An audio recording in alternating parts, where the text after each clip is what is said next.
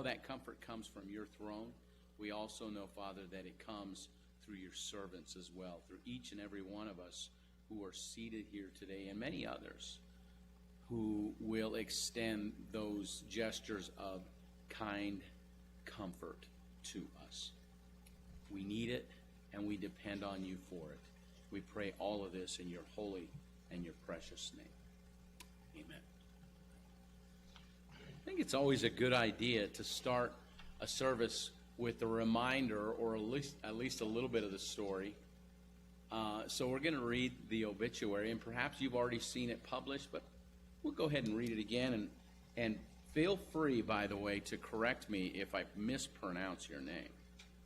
And I will not get offended if you just say it's actually pronounced this way.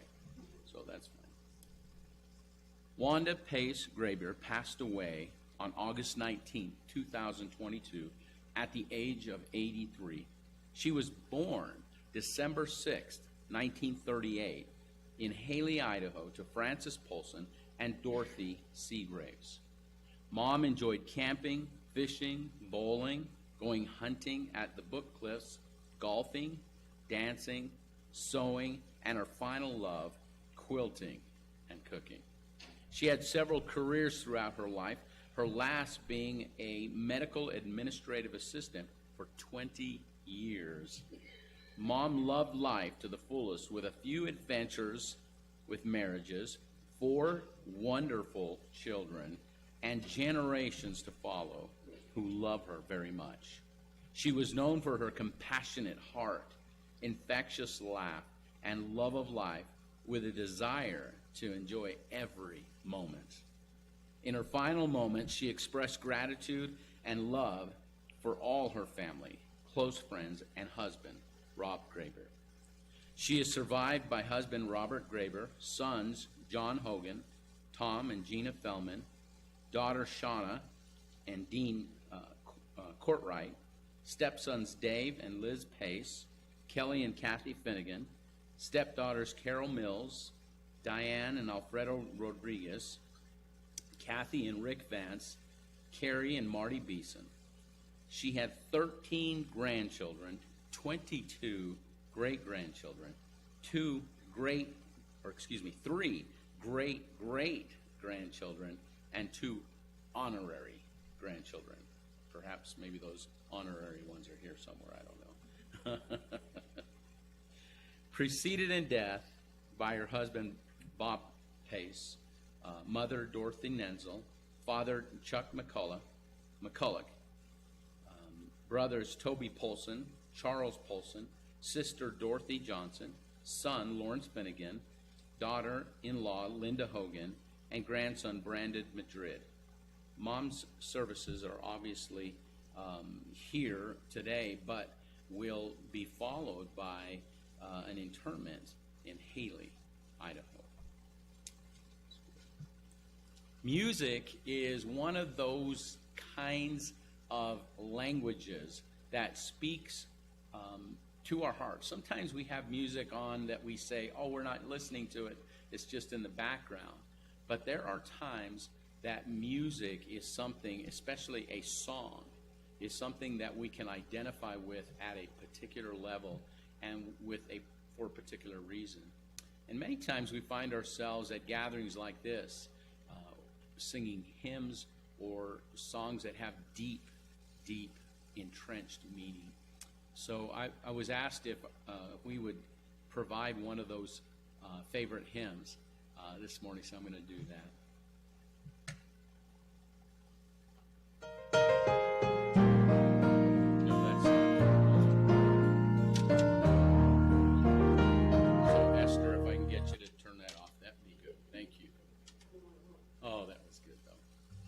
Probably was a better version of it.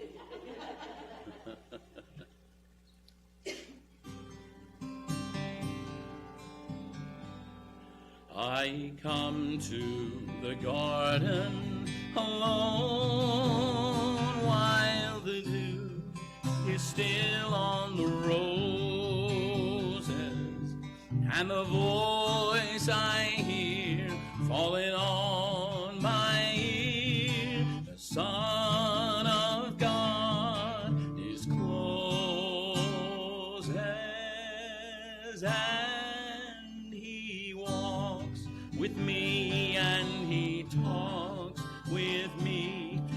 he tells me I am his own, and the joy we share as we tarry there, none other has ever known. He speaks, and the sound of his voice is so sweet. The birds hush their singing, and the melody that he gave to me within my heart is ringing. And he walks with me, and he talks with me, and he tells me I am his own, and the joy we share as we tarry there, none other has ever known. I'd stay in the garden with him, though the night all around me be falling, but he bids me go through the voice of all. His voice to me is calling,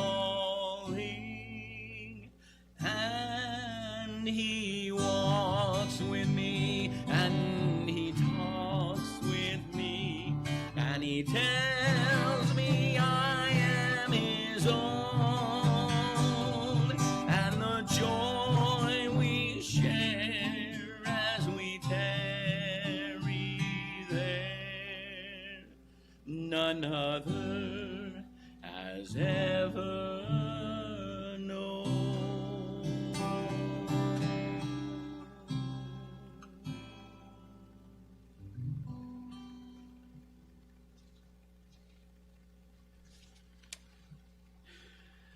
I want to invite Maria Polson to come up and share a eulogy. So, Maria, if you would come and do that, that would be great.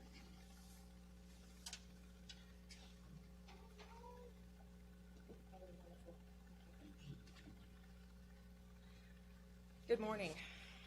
My name, for those of you who aren't familiar, is Maria Polson, E.N.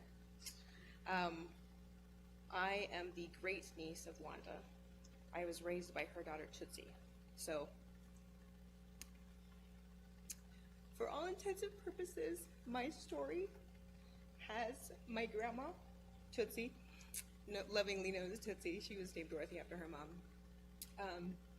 Tootsie, Wanda, and my great-grandma Dorothy were the three key people that helped raise me. They were some of the most important people in my life. And a lot of how I am and who I am today has to do with them. And I hope that that comes through today in what I have to share with you today. So thank all of you for coming and gathering here in honor of a beautiful and wildly wonderful soul, Wanda Polson Pace Grager. We know her, and yes, that's present tense because it's not going to change for us.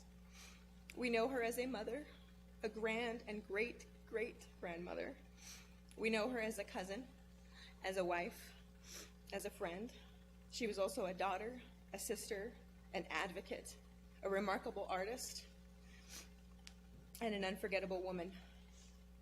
As you know, she was born on the 6th of December in the year 1938 to Frances Polson and Dorothy Seagraves. She grew up in Haley, Idaho, where the value of family was instilled and held so dear. Wanda was the youngest of four, with the eldest brother being Toby, her sister Dorothy, lovingly known as Tootsie, the one that raised me, brother Charlie, everybody knew Charlie, and Wanda. And when those three got together with great-grandma Dorothy and they came to town, it was always a good time. It was always a party. It was always memorable. Lots of stories, lots of laughs, lots of memories. Part of her history is unique and interesting, which then repeats for me, in that her family lived near their grandma, Madeline, and they grew up in a little house at the end of a little street next to the Big Wood River. That street, ironically, was later named Polson Road, and is now, if you look it up, Polson Drive off Bouillon Street. So Haley, Idaho will always hold rich family history for any descendants of the Seagraves or Polson side. There's a photo in the slideshow you're going to see that has a cabin, and that picture is important and included because that was Grandpa Seagrave's cabin. It was very simplistic, it was very rustic, and it is so rich with memories and stories. For Wanda, family was quite literally everything. Her childhood was spent getting through and recovering from the impacts of the Great Depression. The heart of coming through such a devastating time in our history was centered around family, friends, and community. She was so full of life. She was sweet, she was smart as a whip, she was stubborn, and charming to boot across her lifetime. She loved playing with her siblings and occasionally being the ornery one, the ornery little sister. Let me tell you a story about that. This is a story that holds a valuable lesson. The story took place at Magic, where my great-grandma, Dorothy Polson, had a diner. It was an infamous diner. People would come from miles around to get her food and her pies. And of course, Wanda, as a young child, loved to play there. I call this story and life lesson The Trouble with Tables. This is a valuable tale, not only because it taught Wanda something valuable, but because it's been shared across the generations and recently revisited with my daughter and myself in the last hours of Wanda's life. So the story goes, Wanda was teasing her sister Tootsie and playing chase around their mother's diner. She thought nothing of running around and climbing over the booths. You know, she was a little devious. She thought it was the best way to get away from her sister. Clearly, these tactics would make it hard, if not impossible, for her to be caught. Or so she thought. After she jumped over another booth, she decided to jump straight onto a table, thinking it would quicken her escape. You see, the trouble with tables, as Wanda learned, is they don't always hold, and this one did not. It broke under Wanda, which earned her a broken ankle and a rush trip to Twin Falls for care, as well as a whooping from great-grandma later. Lesson learned. I can imagine her in that story. I can see her eyes ablaze with joy, her left eyebrow, that's left, cocked up with mischievous energy, and her giggling as she runs, jumping booth to booth, thinking she's got the upper hand. While she enjoyed teasing or at times tormenting her siblings, the best days from all the stories she shared with me ended after some wild fun, the occasional butt whooping from Grandma, a delicious meal or favorite simple treats, and bear hugs from her family. Anyone who had the chance to meet her, much less know her, can appreciate that she was indeed a very bright, bold soul. She was caring and found meaning in just about every person she came into contact with. An example and story that highlights this is during high school, she loved playing sports, and with a particular love for basketball. She belonged to the Wood River Wolverines class of '57, which you see that item out in the entryway. She believed staying in touch was so important and began a lifelong project for her graduating class with writing the Wolverine newsletter that is also out there. This was a true labor of love in that she followed every single person in her class across their lifetime as far as she possibly could. She spoke with and wrote about each person's life events, their joys, their sorrows, their marriages, their children, their moves, everything. She also cataloged world events like 9/11 and used her newsletter to not only deliver news, but to seek information and whereabouts about people in her class that maybe had lost contact. She did this for over 40 years, and it was memorable for everyone. As I said, she loved sports across her lifetime, particularly golf, bowling, anything with music and dancing, people, cooking, traveling, camping with family across her lifetime. She was an exceptional seamstress, a painter, which you'll see some of her artwork and her skill, and a quilter. She was passionate about helping others and wanted the world to be a place where all were well taken care of. Now note, I said well taken care of, not just taken care of. She took her intellect, her wisdom, her charm, and her compassion for people, in addition to the drive to participate in change, into her career. She enjoyed the career in social service sector, advocating for and supporting change to meet the care needs of patients for over 20 years. Like her mother, Wanda loved to travel, and she did so. She explored many places across her 83 years. She enjoyed visiting new places and living life in different countries or states, some of which included Alaska, California, Mexico, England, Hawaii, of course, Idaho, the Philippines, and Utah. She has many paintings from her travels where she could look at something, like there's one of Hawaii, I think of, and she would look at it and she would take a picture of it and then she would paint it. And I always thought, what a remarkable skill. We're not all gifted that way.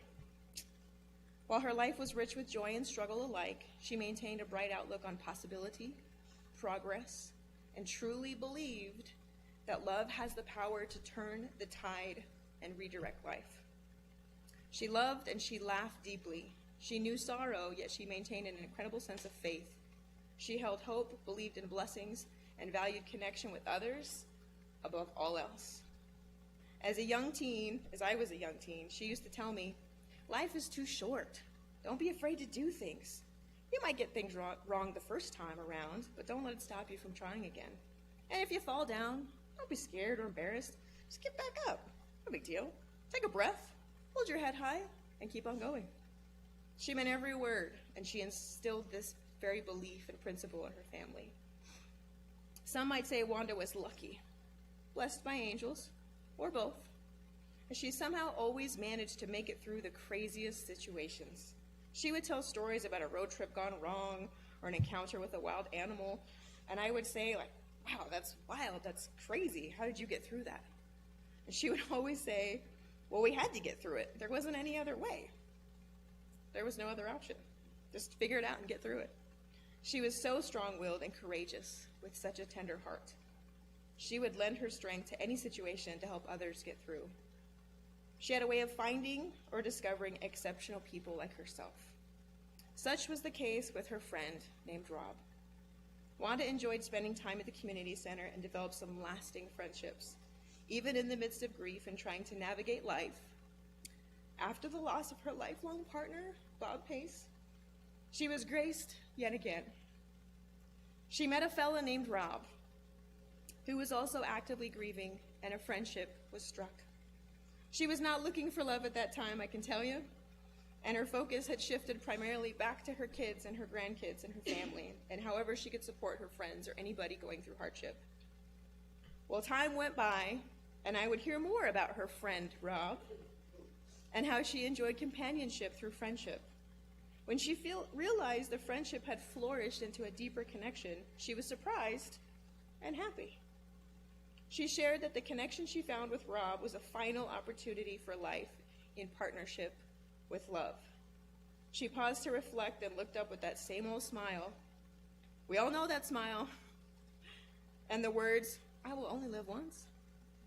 And that was it. She'd made up her mind. And I knew she was going to embark on a final adventure in life and in marriage with Rob. She chose to spend the remaining years of her life with Rob, and while short, she enjoyed laughing, watching the wildlife that frequents the property, sharing visits with friends and family, and enjoying life with her dogs Dolly and Puddin'.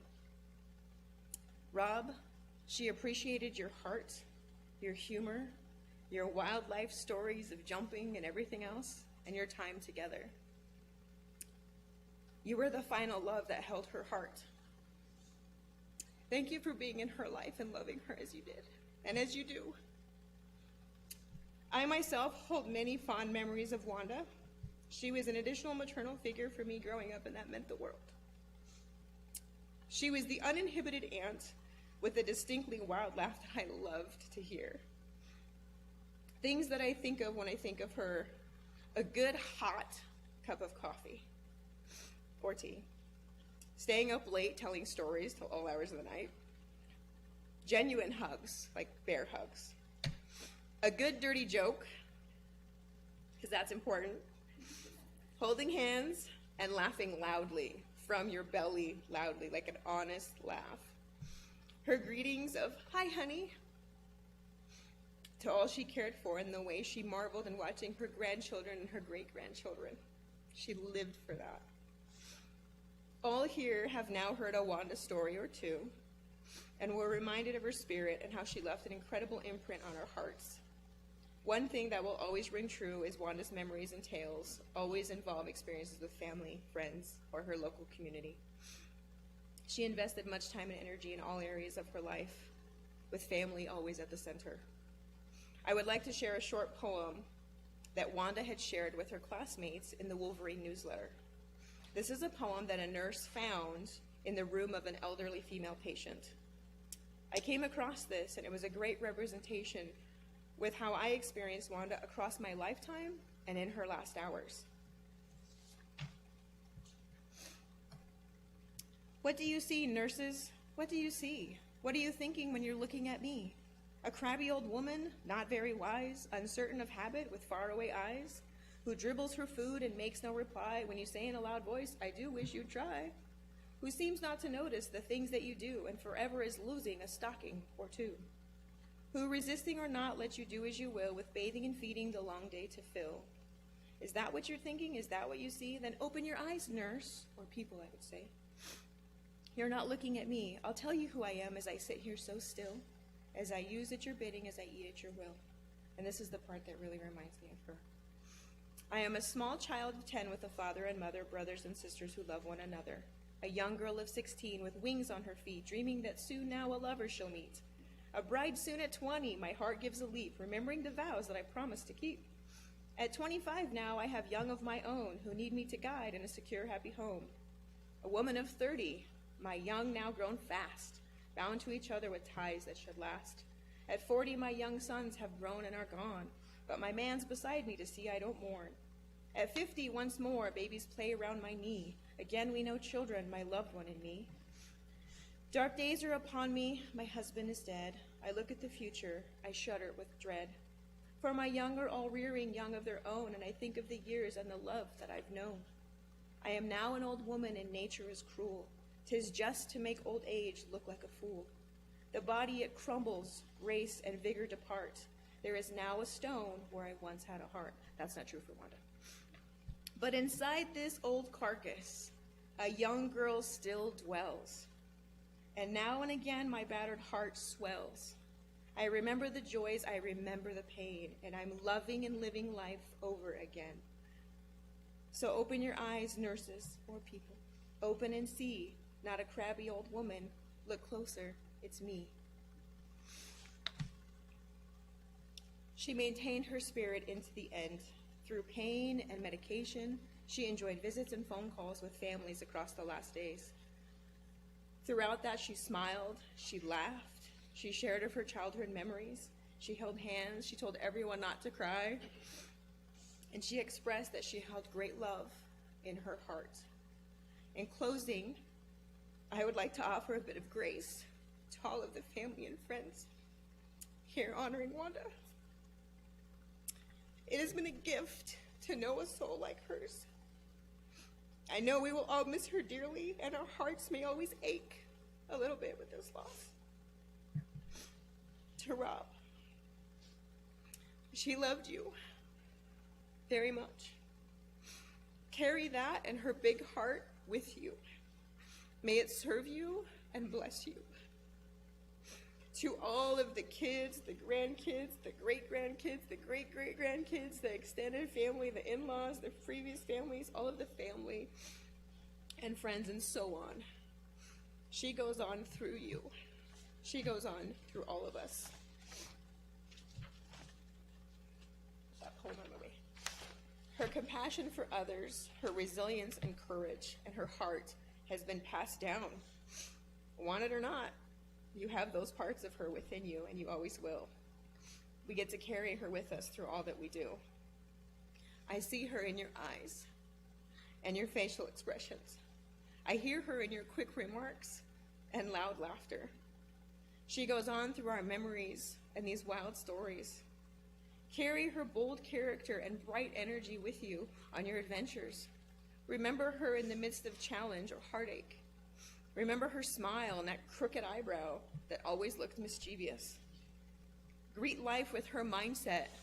We only live once. So be curious, be brave, speak your truths with heart, and live life to the fullest. Remember, while she was small in stature, she was mighty in heart and action. In the last days and hours, her heart was so very full of love for so many people. She appreciated how much everyone in her life meant. She was taking that and all of our love with her. All that matters in the end is love. She lived and she loved, and she did it all her way. Thank you.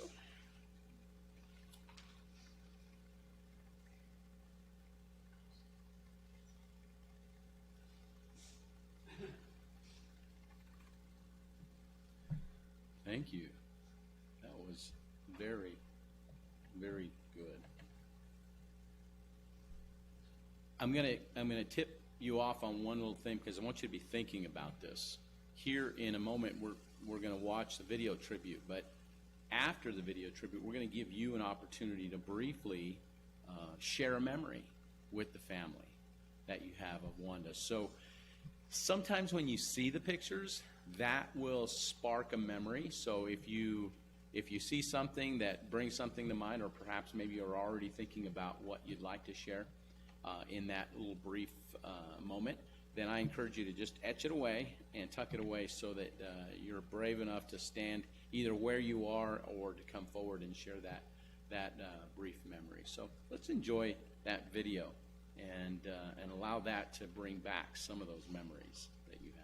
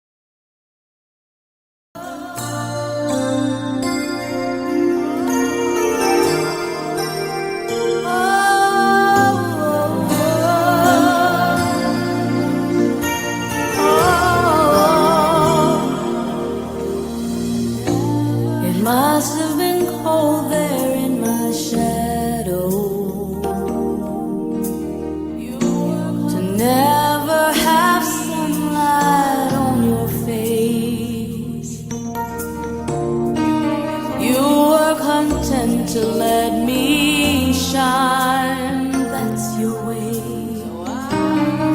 You always walk a step behind. So I was the one with all the glory, while you were the one with all the strength. A beautiful face without a name for so long.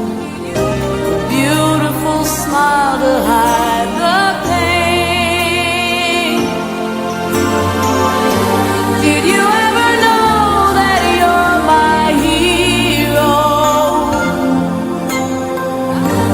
And everything I would like to be. I can fly higher than an eagle. You are the wind beneath my wings.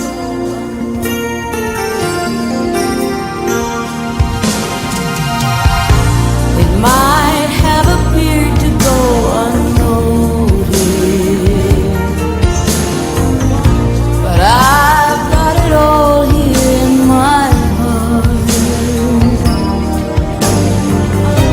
I want you to know I know the truth. Of course I know you. I would be nothing without you. Did you ever know that you're my hero? You're everything I wish I could be. I could fly higher than an eagle. You are the wind beneath my wings. Did I ever tell you you're my hero?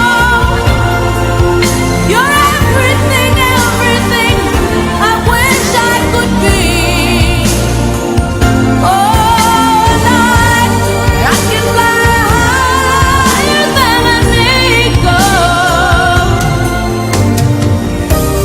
You are the wind beneath my wings. 'Cause you are the wind beneath my wings. Oh, the wind beneath my wings. You are the wind beneath my wings. Fly,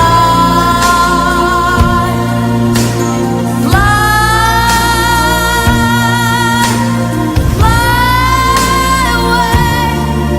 You let me fly so high. You, the wind beneath my wings. Oh, the wind beneath my wings.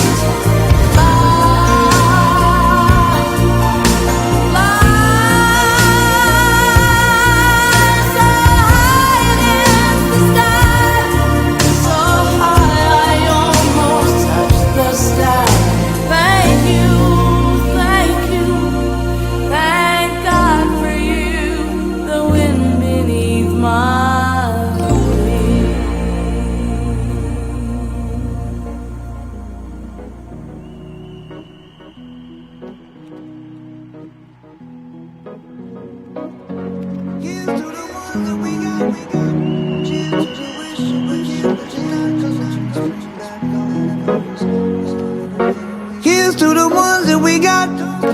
Cheers to the wish you were here, but you're not. 'Cause the drinks bring back all the memories of everything we've been through. Toast to the ones here today. Toast to the ones that we lost on the way. 'Cause the drinks bring back all the memories, and the memories bring back your. There's a time that I remember when I did not know no pain, when I believed in forever, everything will stay the same. Now my heart feel like December when somebody say your name. Cause I can't reach out to call you, but I know I will one day. Hey. Everybody hurts sometimes, everybody hurts someday. Hey, hey. But everything gon' be alright. Gonna raise a glass and say, hey. Here's to the ones that we got. Cheers to the wish you were here but you're not. Cause the drinks bring back all the memories of everything we've been through. Toast to the ones here today. Toast to the ones that we lost on the way. Cause the drinks bring back all the memories. And the memories bring back your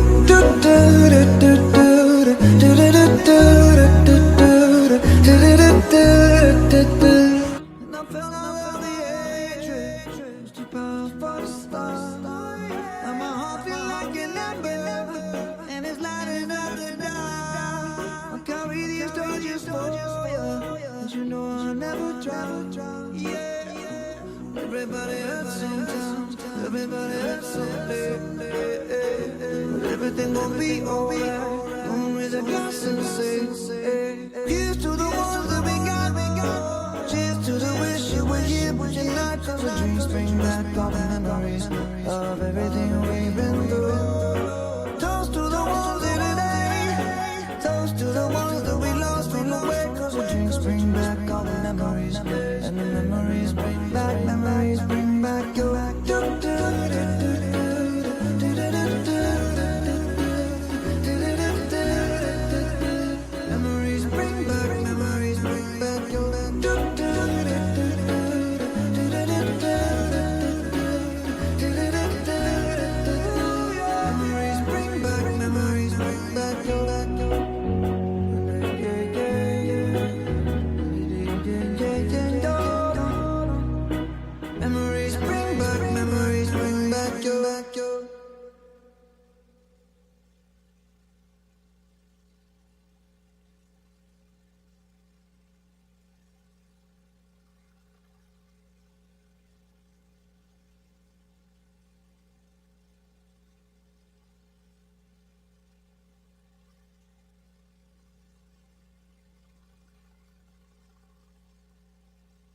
That you'd like to share at this point. I invite you to just stand right where you are, or if you feel like you're a bit more comfortable standing in front of folks, come on up here. And honestly, it doesn't need to be long. It can be just a short memory, 30 seconds to a minute. Who will be the brave one?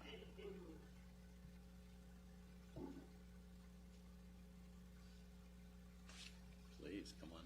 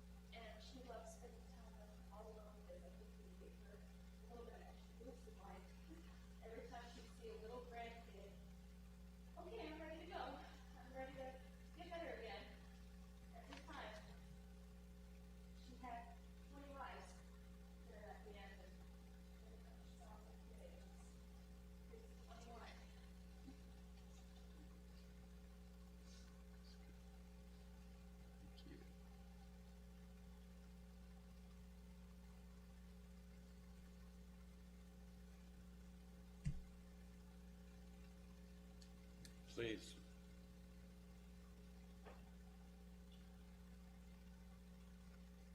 Would you like to come up here? And that way we can get you on the mic.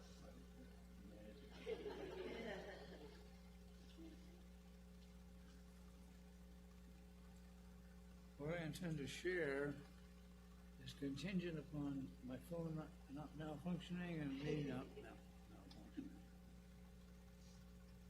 I'd like to share the final text that I received from Wanda, and a text that I sent to her. This is when she was in the hospital in Boise and I was in Twin Falls. It says, "Sweetheart, I love you. Stay with us a while longer. Thanks for your love these past few years. I'm a better person for having known you and accepted your wisdom. We will meet again. Hold the door open before we get there if you get there first. Love you with all my heart and soul." And then, surprisingly, I got this back. "Thank you, sweetheart. I love you too. Thank you. Thank you for taking care and helping me the last few years. You will see me again." I immediately wrote back, "Thank goodness, glad for these last words. Love you with all my heart forever, Rob." Now we skip forward till Sunday. I'm talking to her spirit now. "Loving you as usual each day. Wish you were here, honey. Love you." Monday. "Hi, my love. I know it has only been a few days, but I have to check in. You are my heart and soul. I will talk to you tomorrow. Love you." Now we're at Wednesday. "Hi, sweetie. I'm still hanging out down here. Miss you too much. It's painful. Love you. See you tomorrow." Yesterday.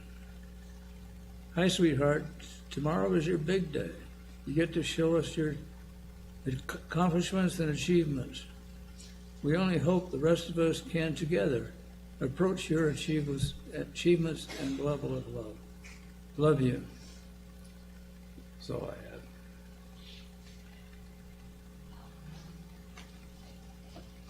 Thank you. A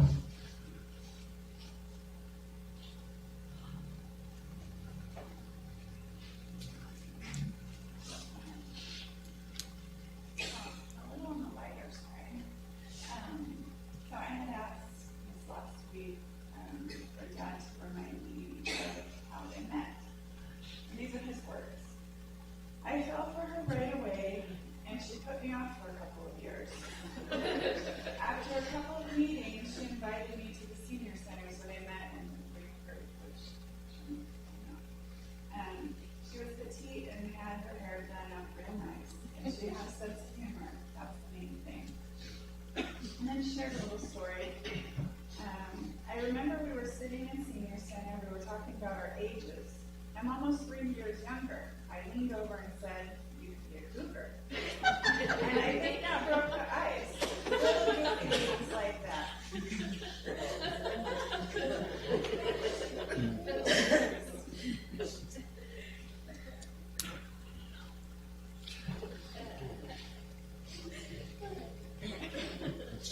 That's really good.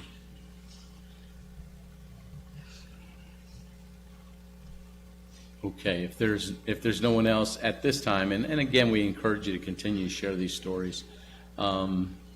Please come on up. So,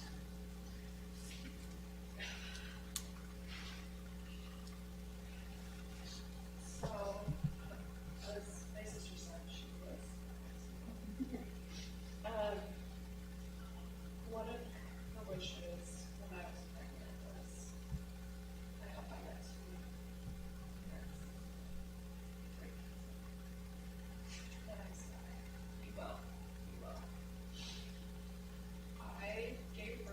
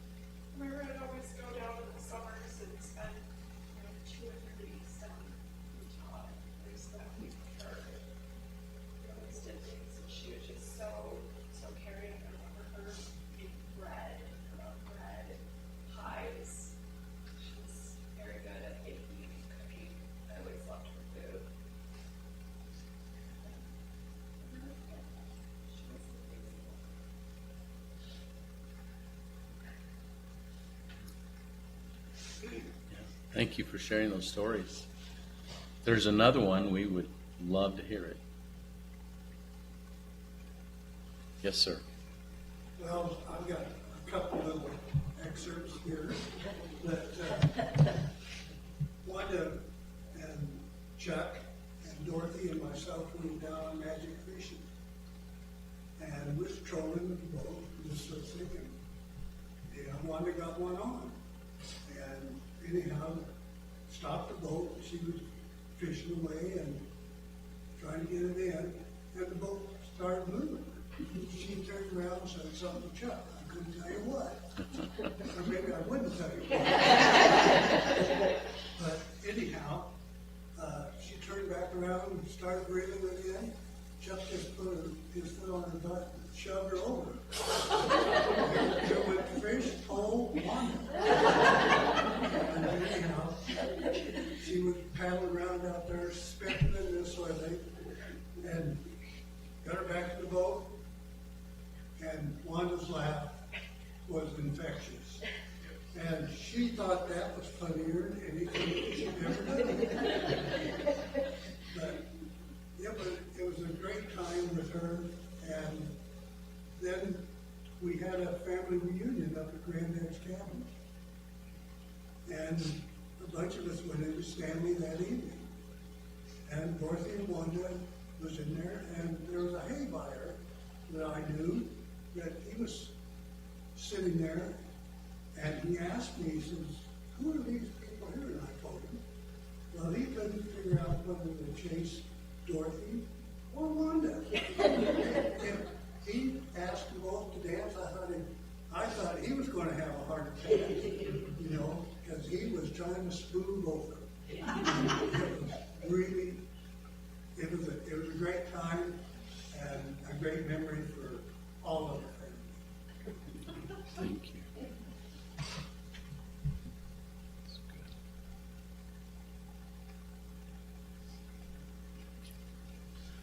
Well, very good. Again, I'll encourage you to continue to share those stories. And I'd like to invite Ashley and Christina, both of you shared some of your stories, but they'd like to share a song with you.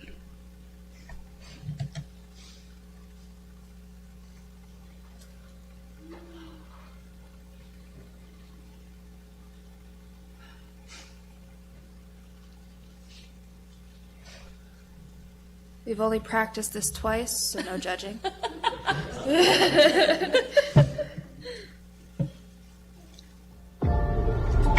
When you commercial break.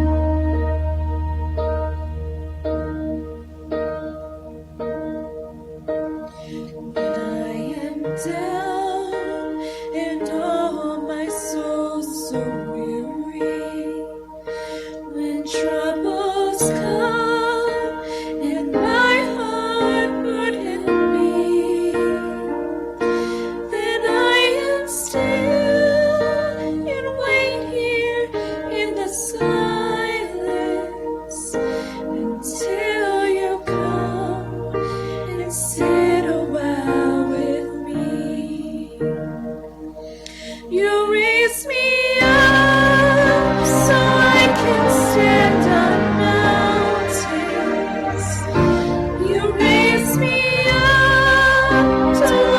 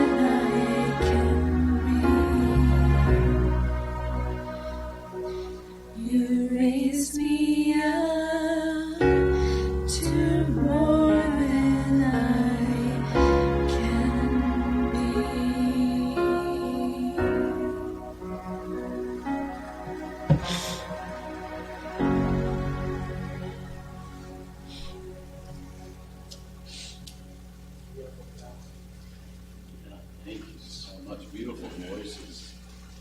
Beautiful voices. Just have a few words that I'd like to share with you.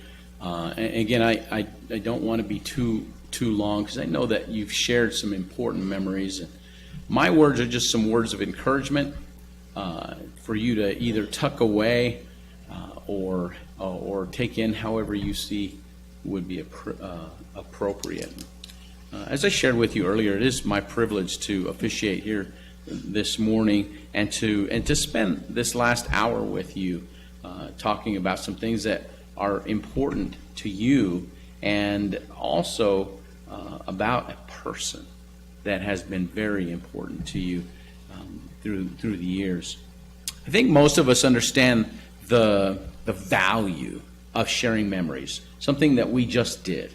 We shared some stories that caused you to maybe step back in time. Maybe as you were sharing those stories, or as one of those stories was being shared, you just found yourself caught up in that moment of maybe either being there, or if you'd never heard that story before, trying to imagine how it unfolded and how it took place.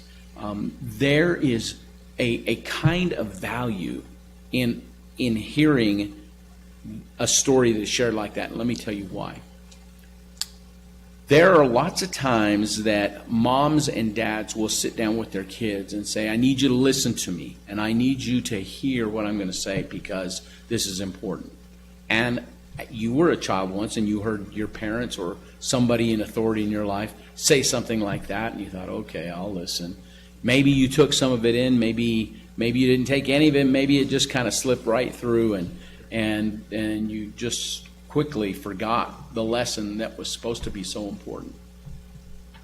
When we see lessons lived out in front of us or hear the stories of those lessons shared, those are etched in our memories, and they are the way that foundations and anchors are placed in our lives. It's how we learn. We see mom and dad, we see uncles, aunts, we see grandmothers and grandfathers, we see Wanda behaving in a certain way in a certain situation. Maybe it was that infectious laugh. Maybe it was the way she cried over something. The way that she responded to an angry person or a happy person or whatever the situation was. She was teaching you lessons for life. She may not have necessarily thought that's what she was doing at the time, but she was doing that. And she was living life in front of you, and she was being an example, right?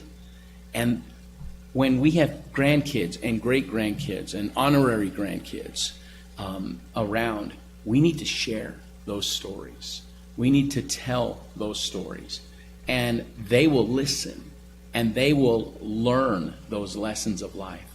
And they don't necessarily have to have seen it take place, although that would have been great. But they can still imagine in their minds and in their hearts what Grandma was doing and how she responded and how she reacted, or even how she replied to whatever the situation or whatever the person was. This is how we teach and carry on and pass on those lessons of life. You can still do that, and you can still help grandkids to continue to learn those lessons by sharing those stories. Sometimes sharing those stories bring a little bit of healing to the anxiousness or the anxiety of our hearts. I can imagine, I know from Scripture that Jesus, during the 3 years of his ministry, during the time, those last 3 years of his life here on earth, he had these 12 disciples, these men that were following him around, that were a part of his life. And then he began to speak in this kind of language where he was indicating to them he was going to be leaving and he was going to be going away. And because he was talking like that, he was creating a little bit of anxiety in those disciples who weren't really sure what he was completely talking about. but he was still saying it, and they were getting anxious, and he recognized that. And you know, it's recorded in the Gospel of John what Jesus said and how he interacted with his disciples when he recognized that anxiety. He said in John 14, in those first few verses, he said this: "Do not let your hearts be troubled." In that one phrase, he says, I get it. You're hurting right now. You're anxious. You're uptight. He said, do not let your hearts be troubled. You believe in God? Believe also in me. For in my Father's house are many mansions, or many dwelling places. And if it were not so, I would not have told you about this. And I go to prepare a place for you. So he was giving them hope, wasn't he? And I go to prepare a place for you, so that where I go, you may be also. And when I return, I can take you to be there with me also. And then Jesus said this really strange thing to his disciples as they were listening to him and wondering where he was going with this. And he said this, he said, and you know the place where I am going, and you know the way where I'm going. As soon as he said, you know the way where I'm going, Thomas, one of the disciples, interrupted him in his tracks. And he said, Lord, he says, we don't know where you're going. How do we know the way? Do you know what Jesus said? He said, I am the way and the truth and the life. And no one comes to the Father. All of these mansions that I was talking to you, no one comes. It's this hope of heaven that we have. No one comes to the Father but through me. He was already showing them the way through himself. And you know, I spoke with a family briefly before we gathered here today, and I was told that there was some importance and value that Wanda had to her faith. And I heard even some of the stories share a little bit of that. Her faith in God. She knew the way. What a blessing. Would you pray with me as we close out our time here? Again, our gracious Heavenly Father, we do want to come before you, the God of all comfort and compassion, who comforts us in our troubles and our anxieties. And then, Lord, strangely, you use that comfort in our lives to comfort others with that same comfort we have received from you. We covet that comfort even now, today. Father, for the life that Wanda lived in front of us, intentionally and on purpose, may you amplify that in our minds and our hearts in the days to come and going forward. Would you bring your comfort and your endurance in these days that lie before us, and we will trust you and we will depend on you. We ask all of this in your holy and precious name. Amen. Family also asked for another song to be sung that was important to Wanda as well. So we'll close our gathering time with this. And if you know the words to this, then I want to encourage you to be brave and sing along. Would you do that? I bet you know the words.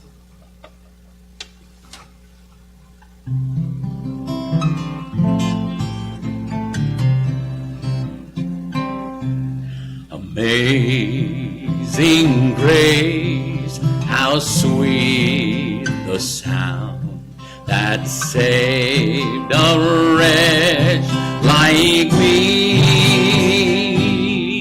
I once was lost, but now am found, was blind, but now I see. 'Twas grace that taught my heart to fear, and grace my fears relieved. How precious did that grace appear, the hour I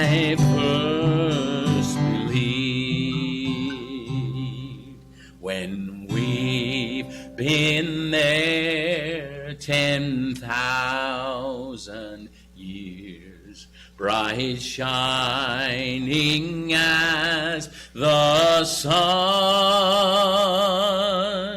We've no less days to sing God's praise than when we first begun. Is there anything that anybody else would like to share at this point before we close? Okay, all right. Phil.